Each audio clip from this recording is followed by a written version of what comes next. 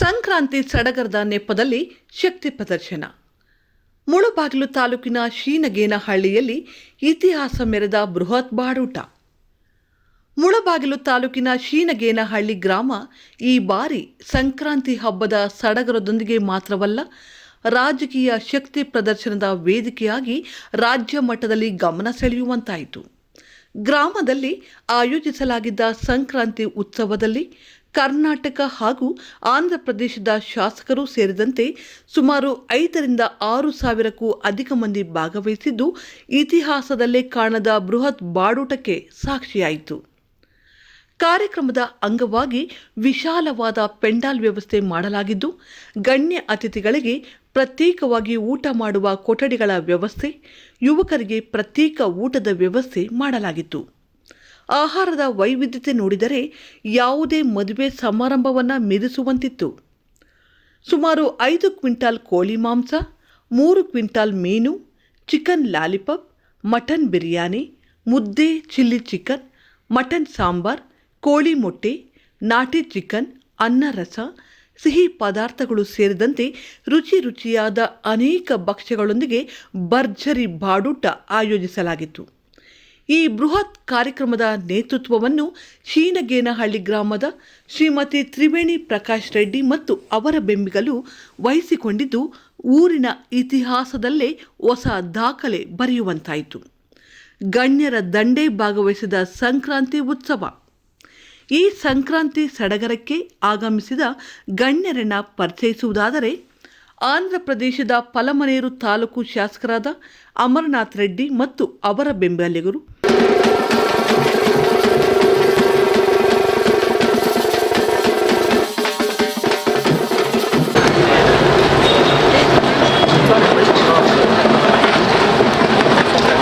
ಕರ್ನಾಟಕದ ಕೋಲಾರ ಕ್ಷೇತ್ರದ ಶಾಸಕರಾದ doctor Kothur G Manjunath,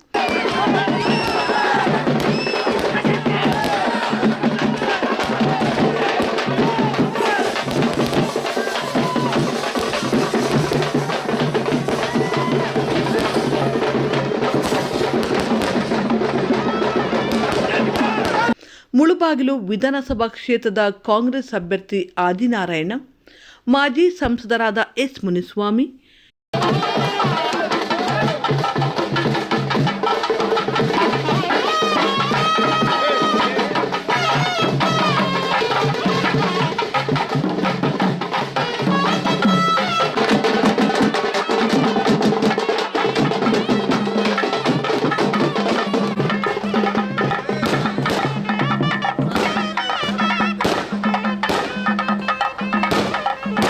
BJP ರಾಜ್ಯ ಮಹಿಳಾ ನಾಯಕಿ ಗೀತಾ ಹಾಗೂ ಎಲ್ಲ ಪಕ್ಷಗಳ ಜಿಲ್ಲಾ ಪ್ರಮುಖರು, ನಾಯಕರು, ಮುಖಂಡರು ಕಾರ್ಯಕ್ರಮದಲ್ಲಿ ಭಾಗವಹಿಸಿದರು.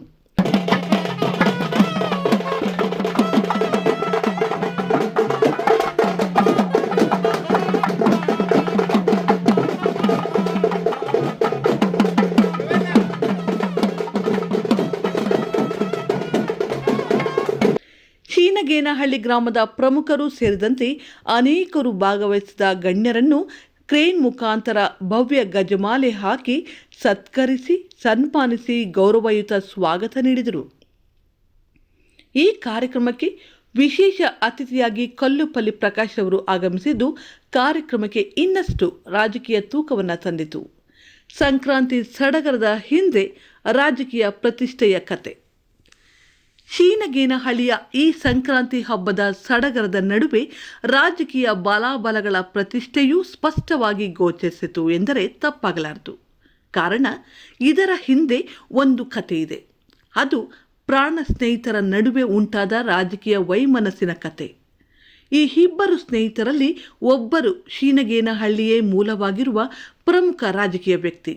ಗ್ರಾಮದಲ್ಲಿ ಸಾಮ್ರಾಜ್ಯದ ದೊರೆ ಎಂದೇ ಕರೆಯಲ್ಪಡುವಷ್ಟು ಪ್ರಭಾವ ಹೊಂದಿರುವ ಈ ನಾಯಕ ತಾಲೂಕು ಮಟ್ಟದ ರಾಜಕೀಯದಲ್ಲಿ ಹಲವು ಜವಾಬ್ದಾರಿಗಳನ್ನು ಹೊತ್ತು ತನ್ನದೇ ಆದ ರಾಜಕೀಯ ಚತುರತೆಯಿಂದ ಬೆಳೆದ ವ್ಯಕ್ತಿ.